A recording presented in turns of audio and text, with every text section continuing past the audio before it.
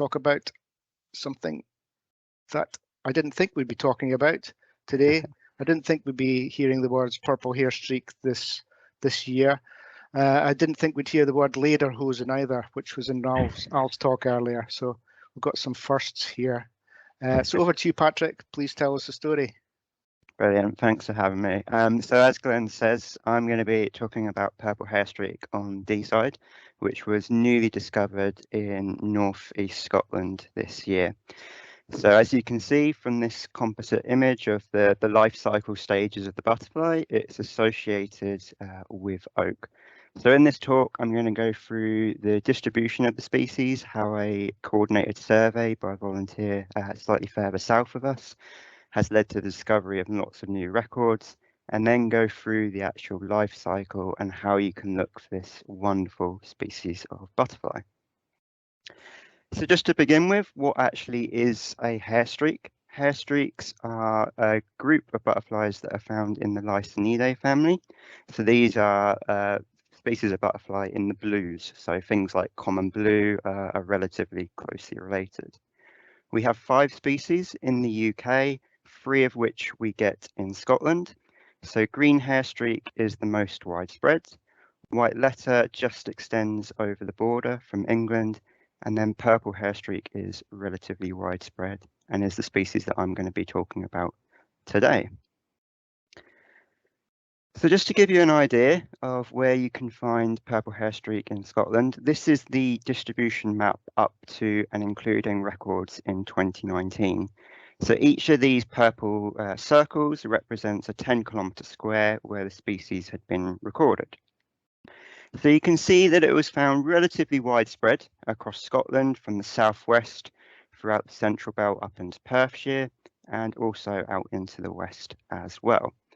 But there were lots of gaps within this distribution network, and it was generally thought to be an under-recorded species. So generally the species of butterfly is found in the canopy, so it can be really under-recorded because it can be difficult to see if you don't know what you're looking for.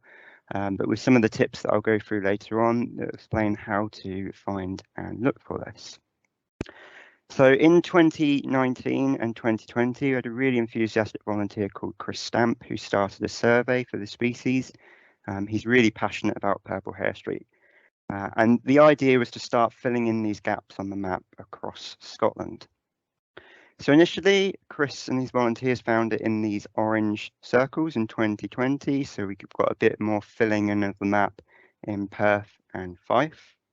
But we really started to have success in 2021. So these dark orange circles are where the species was found. So much more filling in Perth and on Fife and also down in the Central Belt, but also some really interesting records coming from the islands. So purple hairstreak was seen for the first time on Mull and also on Islay.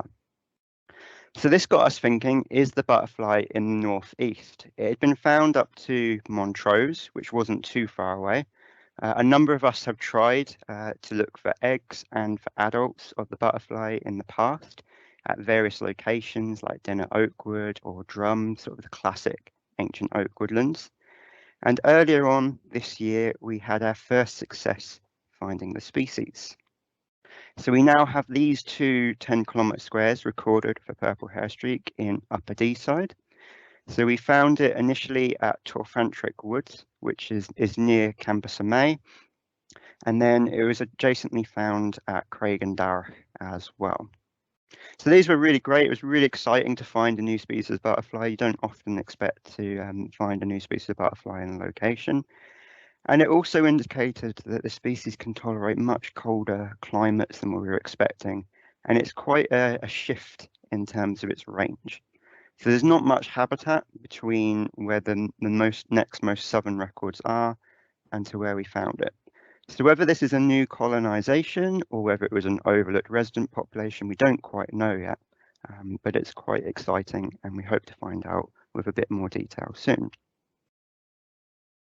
So just to zoom in on those records a bit more. So initially it was found at Torfantrick and then was subsequently found in adjacent squares by folks like Helen Rowe, Mike and Sue Smedley and Judy Baxter.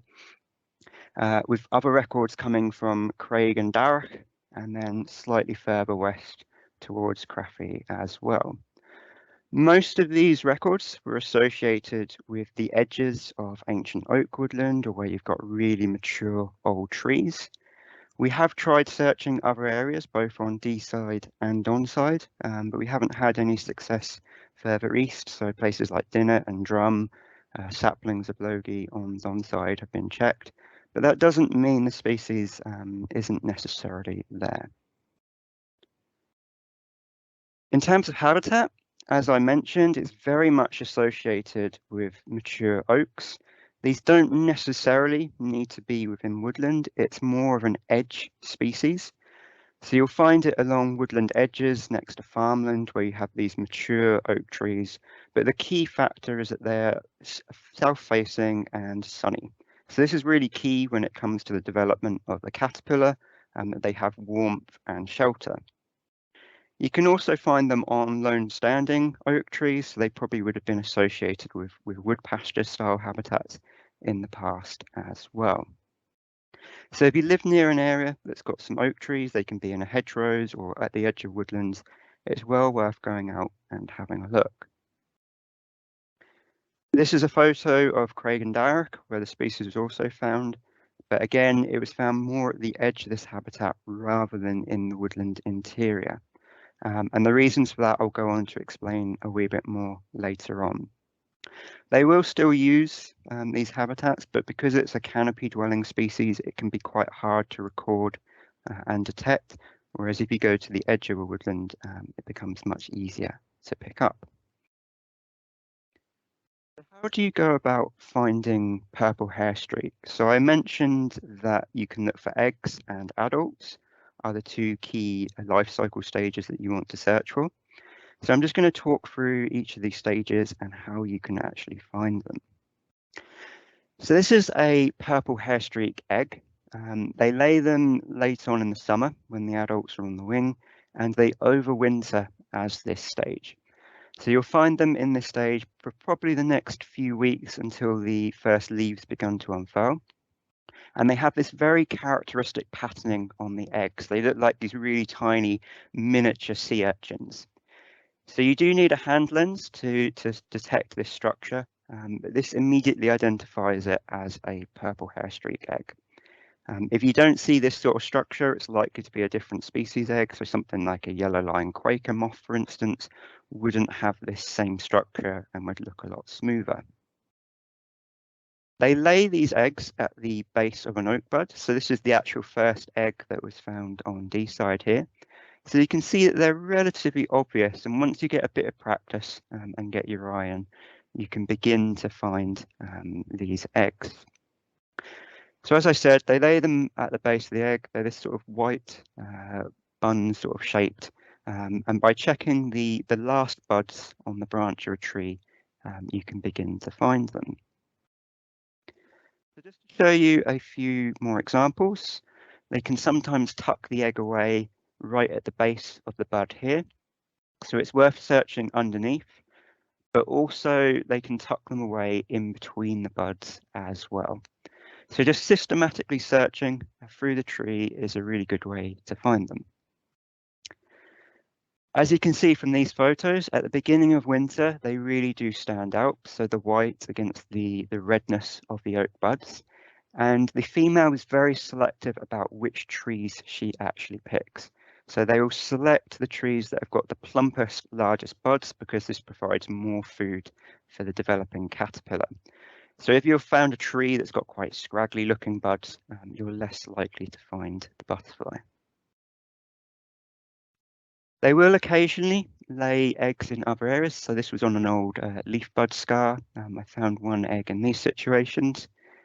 And sometimes they will lay them in pairs, which can also look a bit like a smiley face or a character from the Muppets, which someone pointed out to me once. I have once found a group of 3 eggs all together. This is quite unusual, but it can happen when you find a really productive tree.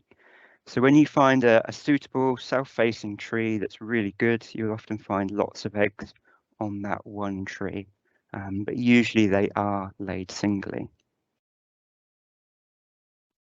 So when you're searching for eggs, you ideally want to find a tree that's got low hanging branches, so you can search it just like this. It's quite handy if you've got a nice rock underneath so that you can get higher towards that. Alternatively, if you do have resources available, something like a cherry picker can also work really well, but unfortunately they're quite expensive to hire. The other methods that you can use to search for the eggs in winter is to actually look for storm damaged trees. So where the branches have fallen to the ground, if you then go and search those branches, you can often find eggs on those. So the last year we just had with all the storms that came in was a really great year for going and looking on storm damaged branches. And this is particularly true if you've got more denser woodland and you can't reach any of those branches.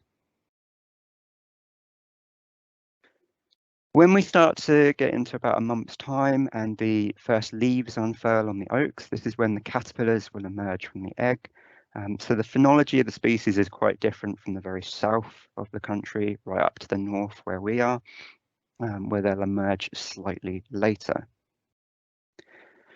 So this just shows how the caterpillar develops. So initially they cut a wee hole out the top of the egg, and the first instar of the caterpillar emerges.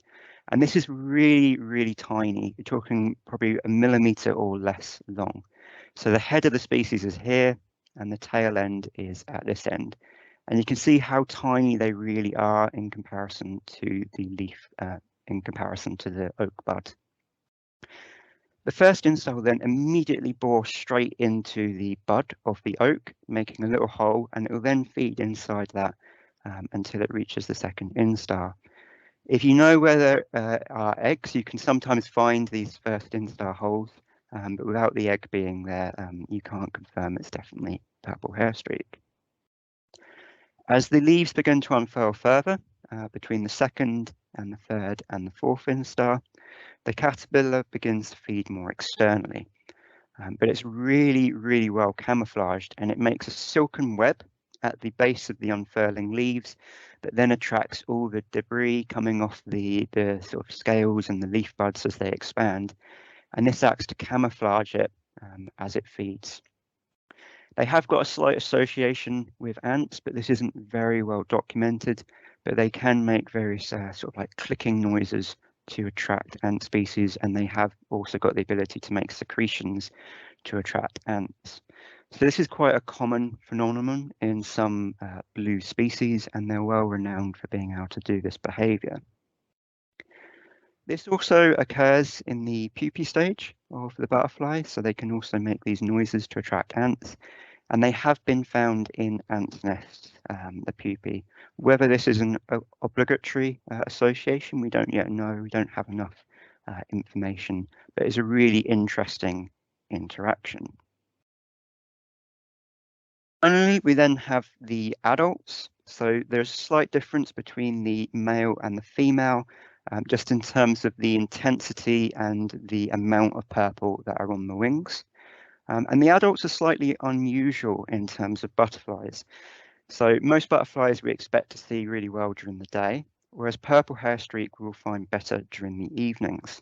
So if you go out looking across the top of the canopy between 6 and 8 p.m. in the evening, that's when you're most likely to find purple hairstreaks. So the males do this sort of leck over the top of the oaks, and you can see their jinking flight as they fly over the oak trees. They have these quite characteristic silvery undersides, so you can get these silvery flashes when you see the butterfly flying over the top of the canopy. During the day, they're mostly just resting and feeding on things like aphid honeydew. Further down south, if it's a really warm day, they will come down and feed on brambles. No one's actually seen an adult butterfly in the northeast yet, but we suspect they'll emerge in August. So if you go out for an evening walk in August, do keep your eye out if you've got any oak trees around you. It's a great thing to go and take your dog to, so I often take my dog for a walk in the evenings, and this can be a good time to see purple hairstreaks, and my dog always gets very enthusiastic about looking for them. That's the story with purple hairstreak. It was recently found in the northeast. It's likely to be in lots of other areas as well, so other oak woods on Deeside. It's worth checking for adults later in the year and eggs in the next few weeks at places like Dinnet, at Drum. On Donside, it's also worth checking places like Lowgazer Sapling, but also the back road between Monymusk and Bridge of Afford. And then there's other locations around sort of Edshill that have quite a few oaks as well. So just want to say thanks to Chris Stemp and Peter Eels for providing photographs for this, and all the folks that have already gone out looking for purple hairstreak. I'd be happy to answer any questions that folks may have. Thanks very much, Patrick. Very interesting and very exciting, as you say. And I'm sure you yourself will be going out to try and see some of these the species in some of those locations you mentioned. But it takes more than one person looking, doesn't it? So I'm sure any help at all would be much appreciated. We do have a couple of questions here. One from Annie Lamb, who asks about which ant species it might be that's associated with purple hairstreak. Have you any idea about that at all? So further down south, it has been associated with two species of myrmica, and I couldn't tell you exactly what the species names are off the top of my head, but I can have a quick look in the book afterwards and write them in the chat box. So the myrmicas are well known for having interactions with butterfly species. The famous example is the large blue, which has this really complicated life cycle. Okay, good. Another question here from James Davidson asking, can you find the species where oak is more sporadic in a mixed woodland? Absolutely. So you can find it anywhere where there is oaks, or even in like a hedgerow that has a few oak trees. It's still worth searching for. So you'll definitely find them in mixed woodland. The key is that you just have a south-facing edge that's relatively sunny to find the species. So if you have a few oaks on the edge of a woodland like that, it will do really well. Very good, thank you.